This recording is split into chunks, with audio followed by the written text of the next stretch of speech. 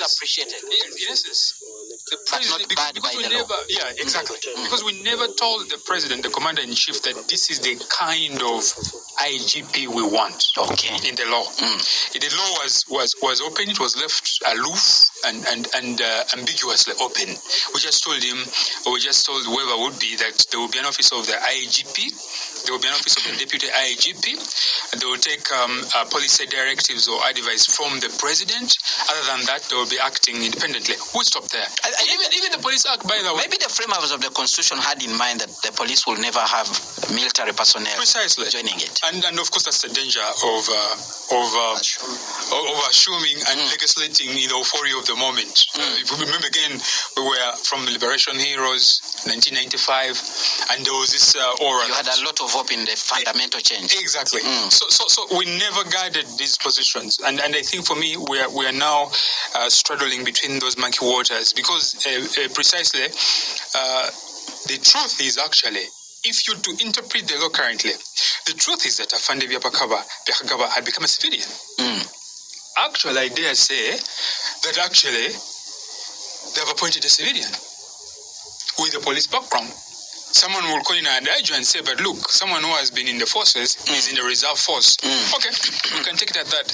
But precisely because the law opened this space up, we have a civilian with a record enviable police background. So that there's that. How about the deputy? He was still serving. James was still serving. Research and planning director. No qualms about that. Ideally, a senior commissioner. With all his experience, there's no better choice in my view, really. Deputy. Because it's very interesting. I'm looking at a press release here, which was issued by Fred Enanga, communicating the changes that occurred. And on this, all other police officers, they have their ranks, AIGP and what. When it comes to Abbas Agaba and the deputy, it simply says Inspector General of Police, Abbas Byakaggaba, then says Deputy Inspector General of Police, James Ochaya. The titles are not attached to the individual names, while the others, the titles are very clear: Senior Commissioner of Police, AIGP, etc. And I was about to ask you whether that was communicating something, considering the retirement that we have heard about. Legally, if as it is said that Byakaggaba had left the police, the truth is that when you leave, you back to civilian life. All right. And if you recouped from civilian life, you go as such. Because there's a difference here. There is no, there was this thing. There's this aspect that your contract here is ending tomorrow, and I extend it. Right?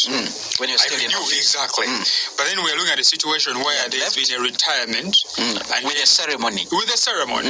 Some people are looking at that as a recall. Actually, we are calling it retirement, but discharged from the force. With honor. You're retired, of course, he had left. So that, and I'm saying that lacuna is actually facilitated by the law, the fact that the law is silent on that aspect. But then you asked me another thing, Kane, of when we talk of militarization, quickly. I think viewers must understand, listeners must understand that beyond militarization or having military officers in police, and I think even Saronjo raised this, militarization can also be ideological, where you supplant civilian policing ideology and you replace it with that of the military. It can also be through training, when you introduce military training to what is supposed to be civilian police kind of training. It could also take the form of hardware. When you see police officers taking on machinery or weaponry that ideally is supposed to be a reserve of the military, in light, of course, for example, a public order management, light weapons in preference for these heavy weapons. And we have argued before that, they're having mambas around and making the city look like a war zone is actually a very clear signification of how hardware actually speaks to the fact that the police was undergoing that metamorphosis of militarism. Mr. Mchibi, before we go for a break, you raised this issue of training vis-a-vis the mentality or the ideology, and Dr. Nkubi seems also to bring it up. But let's look at how the police has been acting. Some people have been arguing there that from the time they started bringing military people to head the police, there's been some semblance of violence. Police becoming violent in a manner in which it has been working on issues, protests, which are peaceful demonstrations. There have been sort of that mentality that they are doing so because they have been ordered by an army man, because of the army man who is at the top. Now that we have this kind of changes, do you think there's going to be some different approach? We are even approaching the next elections, and political parties are trying to organize to get out there and reach out to the masses. Well, when was it? November 18th? That's the most recent. When was that? 2020 was it? November 18th, when a lot of people were shot here in Kampala and whatever it was. Well, some people can say those were soldiers and whatever, but the police was headed by a career policeman. So I don't know. I think much of the violent behavior that we have observed in the police force regarding policing, especially political activities, has also followed the growth of opposition against President Museveni. So as the opposition grew stiffer from especially 2001 going on to 2006 and whatever, we saw some form of escalation in that. I am not sure that even if it were career police officers leading the police, that it would have been different, because the idea is the same.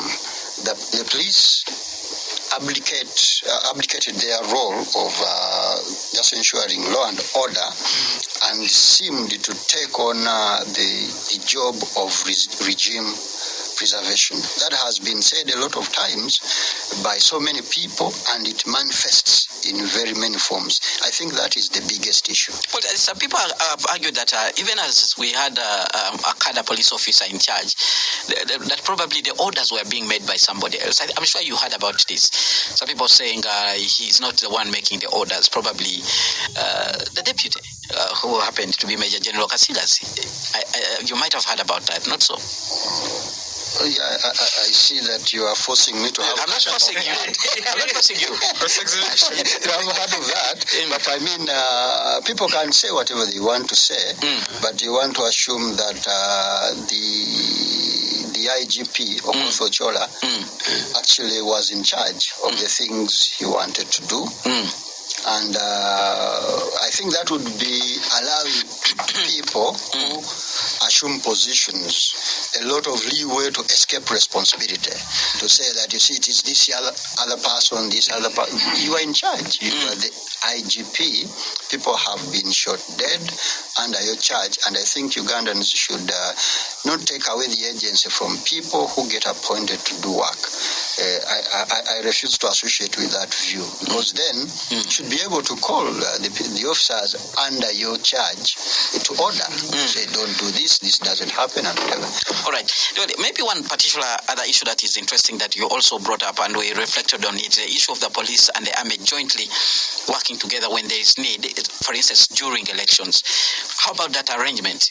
Do you think should be continuing, or because the police has always said they lack capacity sometimes to deploy everywhere? And how about that arrangement from the way you see things? You want to know if I think it should continue, and I don't know whether what I think matters. The important thing is the reality. Because what I know, what I expect is that it will go on, because that is how it has been designed to operate. If it's a good thing, we definitely don't think so. And I mean, I don't know when it started, 2001 especially, when people saw a lot of soldiers, even the villages, going around to police the election, if you like, and there were a lot of questions regarding that. People talking about soldiers maybe potentially scaring away voters and whatever. But over time, it has been kind of normalized over the past 20 years or so. And you think There is no end to that, even as you see now more policemen taking charge of the police force. You will anticipate that 2026 will come, and then you'll still see the military coming out to say they have to provide whatever support they have to do to the police force. All right, Spectrum on Radio 1 FM 90. We need to go for a break now. A topic of discussion, making sense of the recent changes within the police leadership. President Yoweri Museveni appointing AIGP Abbas Byakagaba as Inspector General of Police and AIGP James Ochaya as his deputy to replace UPDF Officer Major General Geoffrey Kasigas, who has been sent back to the UPDF for redeployment. Stay tuned to Radio 1 FM 90, but keep your comments coming. Use our WhatsApp line, which is 0703 090 090. When we return, our spotlight will be on the performance of the police, looking at how, looking at the expectations you have as members of the public and how they have been responding to the challenges that you have kept on reporting. Stay tuned to Radio 1 FM 90. Spectrum continues after this break.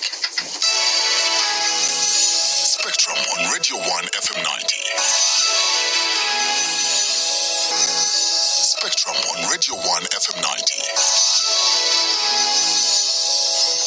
Well, thank you so much for staying with us on Spectrum, live on Radio 1 FM 90. My name is Kenneth Lukwago Anderson, your host. Today, we are making sense of the recent changes within the police leadership. I'm speaking to Dr. James Nkubi, member of the Network of Public Interest Lawyers, researcher at the Human Rights and Peace Center, Makerere University. He did his thesis on militarization of the police. And Mr. Arias Mukibi, senior journalist who served as the weekend editor at the Daily Monitor. He runs an online publication, Mainstream Uganda. Well, gentlemen, let's continue looking at now the performance of the police. One of the reasons why President Yoweri Museveni is said to have deployed the army within the police was actually to beef up their capacity to respond to some of those challenges that the country faces. At the time when we had terrorism, they said probably the army needs to come in, but there were also issues, and from time to time we also hear about issues of numbers, the police not being sufficient to actually provide the necessary security, and therefore they rely on the army under what they call the joint operations. I'll begin with you, Dr. Nkubi. What's your take about this, the performance of the police, and maybe their cooperation with other forces? Should it continue even as we go into elections? Is it an issue that we need to carefully look at? I think, of course, we have to look at it carefully, but the issue actually needs to be streamlined. I can give you an example, Ken, and the listeners. In other jurisdictions like South Africa, for example, when the military comes in to aid the police, it is actually the framework, the rules of engagement that are crafted for that particular agenda. So what we are battling with in this country is that the rules of engagement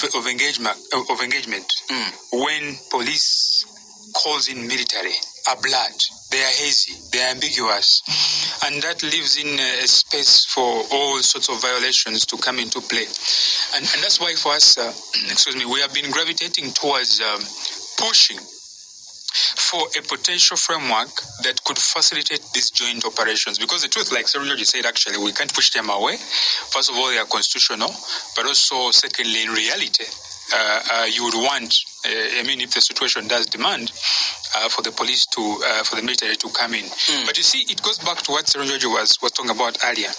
When we talk of militarization, it is possible for someone actually not to have military officers in the police, but you militarize the space of operation. When you look back in our history, right from Amini era, actually it was very common during Amini era. Serunjoji here has written this history. The Public Safety Unit, PSU, 1972, the State Research Bureau, under Farouk Minawa, Kano Itabuka, and the group. All of these guys, when they were formed as units, as paramilitaries, they began playing in the same space, like for police. But you see, for them, they were more equipped. They saw themselves as superior to police officers. They had the backing of the presidency. And which space were we playing in? The space of criminal justice. Now, when you militarize that space, it becomes very unfair, by the way, to blame police. Because you see, by the way, historically, and I think listeners must know that when we're talking about militarization, we are dealing with a historical problem, an evil that has been creeping from regime to regime, where the police is undermined, is looked at as subordinate, or should be subordinate to the to the military forces. So if we're to discuss performance, we must contextualize this performance. In what space are our comrades in the police operating? Is that space that allows them to actually do the work they are supposed to do, or the space is so militarized in such a way that they cannot even supersede or override the military in relation to even the so-called joint operations? So as long as we haven't streamlined the frameworks of these joint operations, we have not streamlined the issues of accountability, of chain of command when these operations come. I mean, ideally, when you look at the police standing orders, the ones that are under refinement, 1983, even after, putting out a strike, there's supposed to be a report written. Who shot? How many bullets went out? What were the breaches for that particular day? Who takes responsibility? I mean, how many of these reports have you come across, Ken, after all these debacles we have seen in this country? In essence, there's been a departure from old-style civilian policing, largely because the space is under that militarism, even the space itself. And that goes back to the point I want to conclude with on this particular aspect. It is one thing removing military officers from the police as individuals. It is another thing when you don't militarize the space within they operate. All right, a space where people come, with plain clothes, squadrons of cars, and then they are picking people. That space has to be guided. It belongs to police. First and foremost, it belongs to police. The backyard of civilian internal governance, internal law and order is police backyard. All right. Mr. Serunjoji, do you agree with Mr. Nkobi that the problem may not be the people who are actually heading the police, but the environment within which they operate, which takes us to the topic of the nature of politics, the militarization of the space that is actually talking about? Because most cases we see these exchanges, the tough exchanges, the violence that occurs mainly when there are issues connected to the governance and politics of this country. Could that be the issue? Yes, Ken, there's something I want to talk about, I think, regarding that. Because, and you already noted, maybe not explicitly, all these changes recently, they left one very important segment of policing untouched.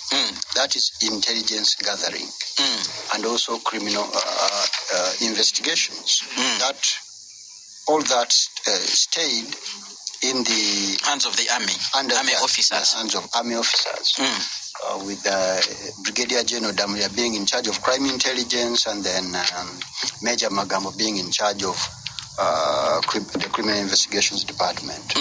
So what that tells me, and actually it has been said by very many policemen, that the capacity to investigate by the police officers under the police force has not been paid sufficient attention to. And if the police cannot investigate well, if they cannot gather intelligence, then they don't have a lot to work with. You want to be able to get the information, gather the information that is required, whether it's a scene of crime, how it is, how it is handled and everything, to detecting potential crime, that somebody may do this or that or the other. What these appointments seem to communicate is that the president believes that the police doesn't have capacity in that very important aspect. So there is no way then you can delink the military work, the army from the police in that regard, and I think that is worrying.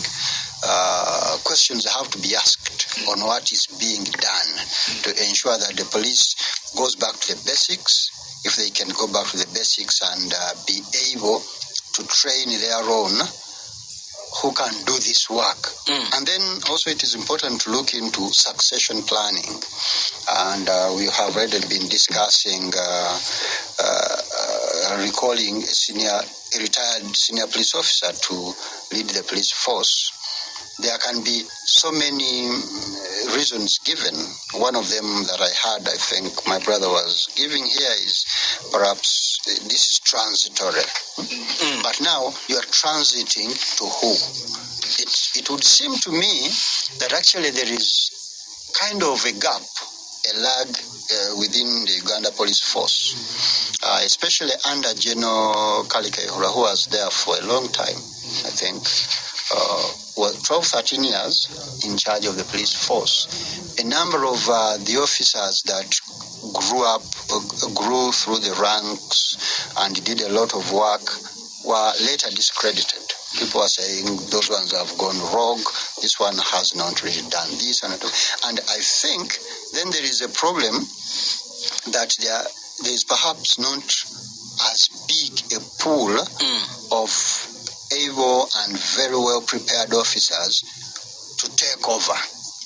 And that has to be very worrying. And as the appointing authority now grapples with who takes charge, as we discuss the exit of the army, of armed officers from the police, we also have to be talking about how much work is being put into deliberate training police officers in all the different departments who are professional, know what they are doing, they have the credibility to take over the running of the police so that we can achieve, first of all, the demilitarization we are talking about, but even more importantly, effective policing, so that when a crime is committed, we are sure they are going to investigate it and reach the logical conclusion.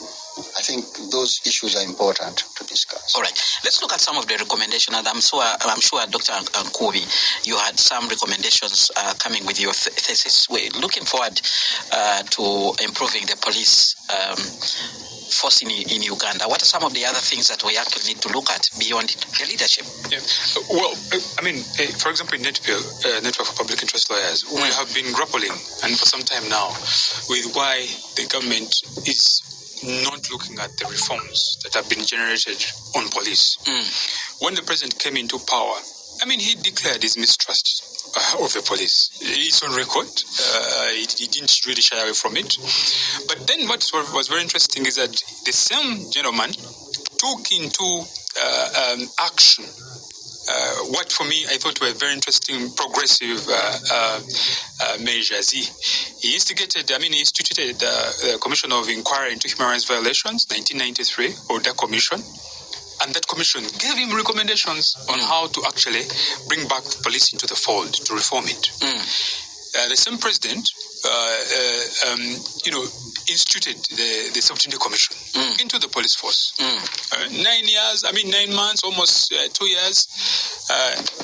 He's given reforms that this is how the police should be reformed. Again, towards establishing a better force. And then under General Kaihura, he instituted a police review process. I was privileged to be part of that process where the police traversed the entire country. And at that time, it was headed by the late AIGP Sharita. Interestingly, even James, now the incoming DIGP, partly had a stake in that. So you find that Uganda, since 1986, actually, has had a set of almost 4 to 5 reform initiatives. Now, I come from a society that believes that we cannot keep reinventing wheels when we have not actually considered some of these reforms. So for me, I think one of the most critical aspects here is to go back and bring all these reforms that were suggested, and they become the blueprint for the next leadership, because they captured almost everything. In fact, the police review itself came up with nine aspects that had to be dealt with, including what my brother here has been talking about of investigations. And then more critically, it is also important, Ken, listeners, when you look at the police since the military crept in, there's been a tendency where the military goes, the money follows. Okay. Provision of resources. Yes, I mean, the Ugandans shouldn't be naive and put their feet off the pedestal just because we have had these changes at the helm. But we should also see Fande Byakagaba, the Kafero crew now that have come in, the deputy IGP, being given the same resources that have been given to the force, or even beyond when that force was being managed by military officers, and being given the support. I think we have been so much on the side of demonization without giving these people the necessary resources. Now that we have a civilian people on the helm, can we give them the same amount of money or even more? And then we can judge them on whether actually they're failing or not. All right. Can we give them the same support? Can we give them the same, oversight that we have been seeing? Can they be, the trust, can the president, can he, begin having some iota of trust? The people he has appointed. Yes, the people he has appointed to function. Quickly, Mr. Mchibi, your recommendations, what would you like to see some of the changes to actually make our police force tick going forward? Actually, Dr. Nkuvi, you say the president needs to have trust. Made his distrust clear. The police force. When he came to power. I used to interview the late Dr. Paul Kawanga Somogere a lot. He was the first internal affairs minister under General Museveni's government, and he always said that President Museveni actually wanted the police force abolished because he didn't want it. And he thought the army would do a much better job. And the old man kept saying that, I had to go through a lot of trouble to convince them that we actually did need a civil police force. And then I had to go to Germany, wherever, to ask for assistance to make sure that happened. You are urging the president to also develop some trust. Some trust, yeah. Some trust in the police, and I don't think that would be a problem on his part, for as long as they do what he wants them to do. One thing you said, you are talking about resources that have been given to those military men when they have been in charge of the police force. But then when you go to the places where the ordinary policemen and women live, you would actually, they would wonder, which resources are you talking about? Because this just augment that recommendation you're talking about, resourcing the police force, because people who serve in the police force need, first of all, to be treated like human beings. I have been around a few places where they live in the barracks, and you don't want to be there. One day I went to visit my friend at Kira Road Police station, and then one of the people we were with wanted to use the washroom, and our friend, the senior police officer, actually, he said, no, you can't come to the police force, the police station, and you're talking about washroom. We have different things, so you cannot call it washroom because it doesn't qualify. And he actually refused. He said, no, you have to get out of the station, then you'll find a place of convenience elsewhere, not here, not ever. So that is very important when you talk about resourcing, because there are not very many. And then there are examples that can be copied, because, for instance, not long ago, I got the opportunity to go to Rwanda. I know people in Kampala don't want to be compared to what those guys do in Kigali, but there's a model that I think they can copy about how, you go and you find these policemen, non-police officers, living in little nice apartments and whatever and stuff, and much of it can actually be developed using not a lot of money, because you can have an engineering brigade in the police force that is going to build housing units using a lot less resources than are available, but just to restore humanity to the police force. I think that is very, very important if you are first of all going to have these people, one day I used to cover walk to work under Kizza Besigye, and there was a time when we used to go to Kasangat every morning to see if Besigye would be allowed to walk and how the fight would go, and we knew that. Then one day I got an opportunity to talk to one policeman who was very heavily armed. He was these ones who move on those police trucks. And he told me, you see, if I got an opportunity one day, I feel like shooting that man dead. Kizza Besigye. I asked why. He said, you see, I have not been able to sleep in my house for 3 months because of that man. And then one of his friends interjected, do you have a house? Anyway. And I said, no, in my team.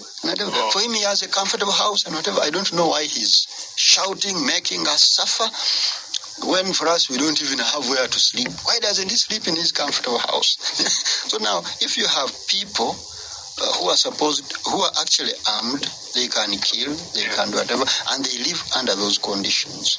I don't know how much urging the government would need to know that this is a very urgent matter that has to be taken very seriously. And I think if they wanted to do it, they can do it at low cost using the labor they have within the police force. They can get a little more, and then a little more money, and the UPDF already has an engineering brigade, so they can jointly do that. They and can the police jointly can conduct develop theirs. The UPDF also has a big job. All right. Developing the housing for the soldiers. The ordinary soldiers don't live well themselves. All right. We have comments coming in. We have a comment coming in from Dr. Kabagambe Levi, who says Abbas Byakagaba is one of the finest, well-trained and skilled police officers. It was an oversight to have him retire at this point of need. Besides, his performance in the police force has been excellent. Do you agree with that analysis there? We have another comment. Maybe soldiers are removed from the police because they don't trust their allegiance to MK, so it's better to have civilians who are easy to bulldoze in the near future. That's a comment coming in from another listener. Dan Ricina says, UPDF supporting police is constitutional. Clarifying the rules of is constitutional, and the rules of engagement are clarified. That's what this particular person writes in. Well, we are coming to the end of this discussion. I'll begin with you, Dr. Nkubi. What do you see as the future of the Uganda Police Force going forward? I mean, the future of the police has to be determined by Ugandans world over. The soul of coercive institutions of the state are for the taking. The question always is, who's going to take them? If politicians take them, that's the end of those institutions. If the citizens take them, there could be some hope. Now, the taking I'm talking about here is not rising up in arms.